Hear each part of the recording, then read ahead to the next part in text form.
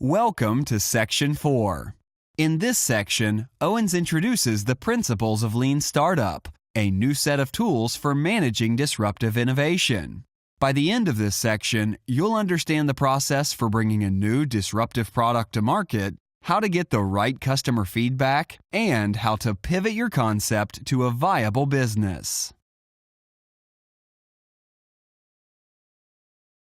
If you take money away from a startup, they're not going to like you, but it's not going to kill them, right? The way you kill a startup is by slowing them down, right? So seeing how different this process is really makes it clear the value of agility. Now, one thing I did want to mention, the slide didn't come up, is that the methods I'm about to show you, so I just showed you what it looks like, I'm going to show you how to do it.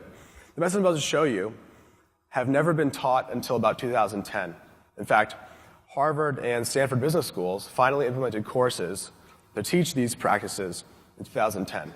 And many other large companies like Intuit, Qualcomm, hundreds of companies now are teaching these practices because they simply didn't have these methods before. And so if you're on the phone with an executive and they got their MBA before 2010, guess what? These methods weren't a part of their curriculum. So that's how new and how countered these processes are. So there's three methods, there's three sort of principles here. We've been teaching these all around the world. MVPs, pivots, and early adopters. And they all have an S because there's multiple of them in all cases. The first concept, oh, there's that slide. The first principle is minimum viable products. So remember, startups fail not because of technology, but because they build the wrong things. They waste time. They actually don't reach product market fit.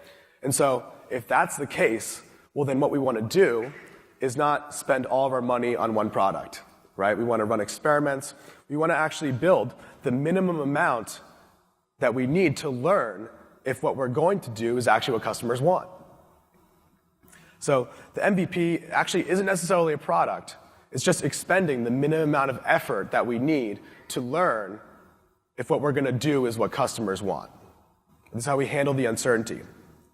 And there's many techniques you can use: customer interviews, landing pages, before a product exists, and even delivering a technology product as a service.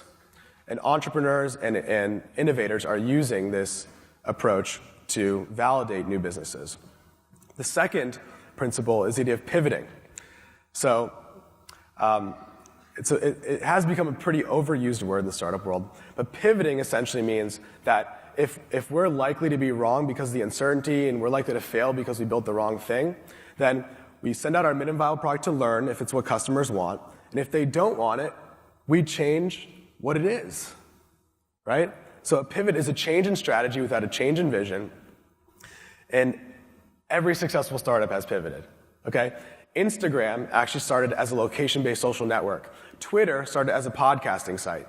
PayPal started as payments over the Palm Pilot. YouTube started as a dating website. And Groupon started as an online voting website. All of these founders were super passionate about their ideas, thought they had the best idea ever, went out to market, found they were wrong, and they weren't stubborn about it. They doubled down on what customers wanted, right? The third and final principle is this idea of early adopters. Now, early adopters are a special set of customers that you need in order to introduce a disruptive product. Early adopters aren't necessarily people that read TechCrunch. Those are techies. They are people that have the pain you're trying to solve so greatly that they've been searching for a solution, they've tried to solve it themselves, they've spent money on a solution, and they might have even made their own solution. So early adopters don't care about brand names, they just want to have the best solution to their problem. And when we're introducing new disruptive products, these are the only people we care about. We don't care about the mass market. We're not looking at market research to figure out where the market is today. We're looking at early adopters to figure out where the market's going tomorrow. And so doing this process is fundamentally an exercise in predicting the future. Okay, it's not market research, it's customer development. And we rely on early adopters to tell us how close we are to delivering product market fit, how close we are to developing something that the rest of the market will want.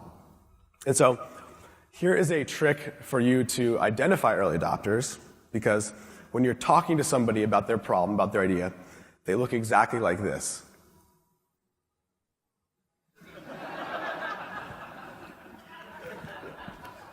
This is the early adopter face. We call it the cookie monster.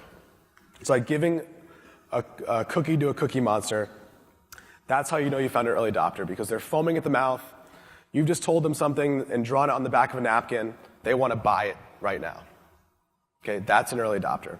And if you can't find early adopters, guess what? The product will never be successful.